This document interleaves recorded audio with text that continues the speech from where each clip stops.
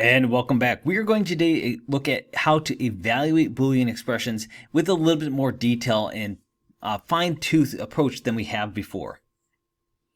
So the first thing we got to kind of think about is how these operations to Booleans are really kind of working.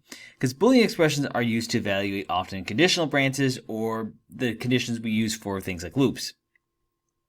Now, if you recall, a Boolean simply just returns true or it will return false. And a Boolean variable can store this value of true or false. So I might have, for example, Boolean value of item is equal to time is less than limit and limit is less than max. A Boolean expression, therefore, can be evaluated very similar to how we evaluate an arithmetic expression. So instead of using like plus, minus, subtraction, addition, all this stuff, well, we're going to instead of use relational operators. We're going to use like equals, less than, greater than, and Boolean operators that we just introduced last time, such as and, or, and not. Well, no matter what we use in a Boolean expression, we only have two values that we're going to get, which will either be true or it'll be false. So when we compare an arithmetic versus a Boolean operation, let's just look at this through example. Well, let's look at an arithmetic operation first. Let's just say we say number plus 1 times number plus 3. Now let's just say number has a value of 2. Well, if we want to evaluate it, all we're going to do is let's first gain the sums. So we're going to plug 2 into our expression. So that becomes 2 plus 1, which is 3, and 2 plus 3, which is 5. So we got 3 times 5. Next, we're going to combine using the product operator to get 15. Well, the code, if you notice, didn't multiply the whole expression, but rather the values of those expressions, because it didn't do, follow the orders of operations. It didn't do anything that we didn't expect it to do. Boolean operators are going to work very similarly to obtain their values that are either true or false. And the way this kind of gets determined is with truth tables. And when we do this today, we're going to look at this with a little bit of a truncated example. But let's just first look at the truth tables themselves. So when we look at a AND truth table, the thing you have to keep in mind is we typically have two expressions. We have expression number 1, and it will have a certain set of conditions. So expression 1 would be true, true, false, false. Expression 2, you alternate those as true, false, true, false. And when you do an AND of those, you'll notice, because we want both of these to be flagged as the correct thing, you'll notice with a true and a true, we end up with true. With a true and a false, we get false. With false, true, we get false. And with false, false, we get false. Which is exactly what we mentioned last time when we were working with an AND operator, because it's only true if all the conditions inside the expression are true. If we look at this with an OR, you'll see that it is almost exactly identical, except for we have now flipped the script so that it's always true, except for when both conditions are false. So again, true plus true equals true, true plus false equals true, false plus true equals true, false plus false equals false. Now with a not, well, that's really easy. Remember, it flips whatever that expression is. So if it was a true expression, it's now false. If it was false, it is now true. So how do we use these truth tables to evaluate? Now, we don't necessarily need to go through and build a full truth table every time we're evaluating an expression. However, let's just look at this with an example. So let's just say we have the expression count is less than 3 or count is less than 7, and we're negating that whole expression with this not operator. Well, how the program is going to do is it's going to evaluate from the inside most parentheses first. So let's just say for our example, we're going to set count equal to 8. Well, if it does that, it's going to get false for our first expression because 8 is not less than 3. And we were going to get true for our second expression because it is greater than 7. Now, once it's gone ahead and evaluated that, we know what we have to do next. Well, it needs to go and evaluate the compound part of this. So it's going to evaluate the next step. And so if we evaluate this, we had a false or true. And so because it's a or, remember, it is always going to be true if there's at least one true. So we get not true.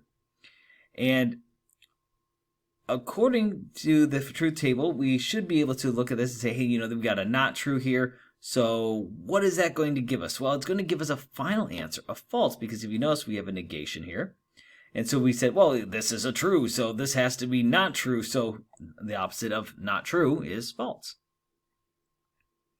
Now, Boolean variables in assignments are great ways for us to assign an expression, through the assignment statements. So for example, we look here, we get int number equals -2, Boolean is positive, if positive is equal to number is greater than 0. So it's a great way for us to say, hey, we know they have a certain thing going on, we can create a variable that's going to store this, and we can use that variable in a conditional, for example. We can put that right into our branching statement. In this example, we're simply just testing to see if a number is positive, and we're going to store the Boolean value of true, false in positive.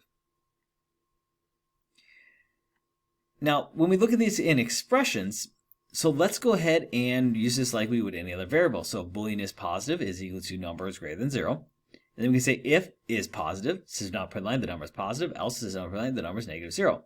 I could, of course, do this here with a number is greater than 0. I could replace is positive with number is greater than 0.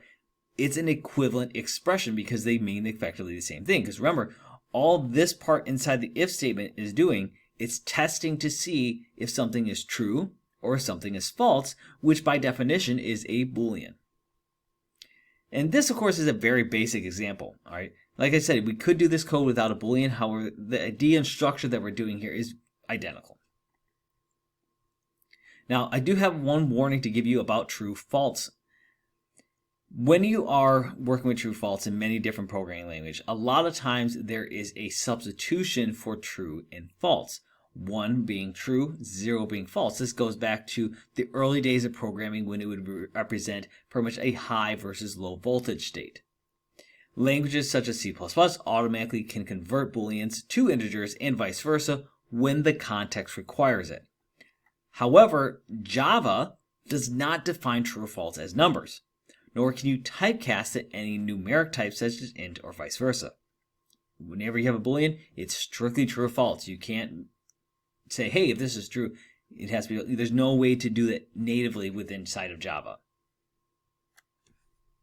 Now, I wanted to give today a little bit different example, and that's just working through one of these Boolean expressions here to go ahead and figure out what it would be. Now, this is a pretty simple one here. So I went ahead and created int num1 is equal to 3, num2 is equal to 4, and our expression that we want to evaluate is num1 is less than num2 or num1 is greater than 0. Now this could be used obviously within, we could just add it to a Boolean variable, we could put it inside an if statement, but I want to kind of show a little bit of the process of how you could evaluate this yourself, because sometimes you need to be able to do that to test, like maybe my conditional branch, for example, is not getting the value I'm expecting. Maybe I need to go back and look and see what I have. Now, as I mentioned previously, you don't necessarily need to build out a full truth table each time, because we can, if we know the values of these variables, we can go ahead and evaluate this. Now, if we don't know those values of variables, for example, when we start getting things like user input, this is when a full truth table might be more handy. But for now, since we have values that we can plug in, it's a quick way for us to kind of test and make sure our code is executing the way we want it to. So how we do this is we break this down into the smallest chunks that this program exists for. Now, for our purposes today, I've picked a relatively simple example. So I have num1 is less than num2 as our first part, and then we have num1 is greater than 0 as our second part. And you'll notice that these, of course, are parenthesized here. This, of course, could have those parentheses off, but we want to evaluate these here and determine what value are we going to get. So let's start first with num1 is less than num2. So if we look here, this part right here is going to be, well, num1 is 3, num2 is 4. This would evaluate as true. Now let's look at the second part. Num1 is greater than 0. Well, if we look at num1, that is 3. That, of course, is greater than 0, so that'd be true. And that would then take us back to our parent expression. Now, of course, we could easily just rewrite this as saying true, true, which is another way of thinking about this. This effectively is true, and this part is effectively is true as well. But, for our purposes, let's just go ahead and leave that as the original expression, because what we're doing is we're bringing everything back together, right? So what is the new part here? Well, the new part is this OR part here. So we have to think about that truth table for OR. If we look at our truth table for OR, and I have a true, and I have a true, what does that tell me about what my answer should be? Well, according to the truth table for OR, this is a true. So this is a way for us, again, to evaluate our program, to kind of look real quickly and say, like, is our code looking the way we're supposed to? Because maybe we want this to at some point be false. Maybe we want a false answer here. How could we do this? What are the things that we want to do to make sure we're getting that result? And that might involve us having to put a not operator in here to negate it, or maybe one of our inequalities needs to change. Maybe we need to make it into like a less than or equal to, or we may switch it around to a greater than. So again, it's a great way for us to kind of go through and evaluate our program to make sure that our expressions are working the way they are expected.